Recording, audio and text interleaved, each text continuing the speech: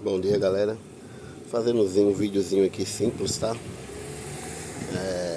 Dar uns tratos aqui em Cabron. Inclusive tô meio apreensivo porque eu notei que ia amanhecer umas penas na gaiola.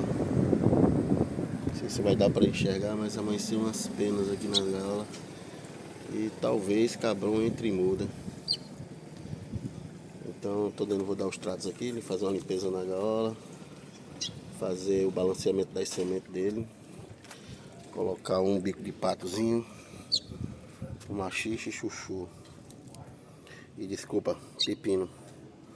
Tem um vídeo bem simples aqui só para mostrar um pouco do manejo que você deve ter com o seu golinha, né? Conhecido aqui também na minha região como coleira. Muita gente chama também de patativa. E esse aqui é o Cabron.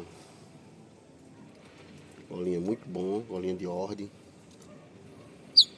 Golinha que nasceu para cantar porque canta demais. Ele tá doido já para pegar ali o bico de pato. Dá uns tratos na gaiola dele aqui. E assim, galera, quando você tem seu pássaro, tenha sempre ele como seu pet. Tome conta, cuide direitinho, vitaminas, remédio de verme, antibiótico. Ele vai entrar em muda. Se ele for entrar em muda realmente, eu vou ter que deixar ele dentro de casa, não colocar ele mais para fora, pra ele poder fazer a muda dele tranquilo.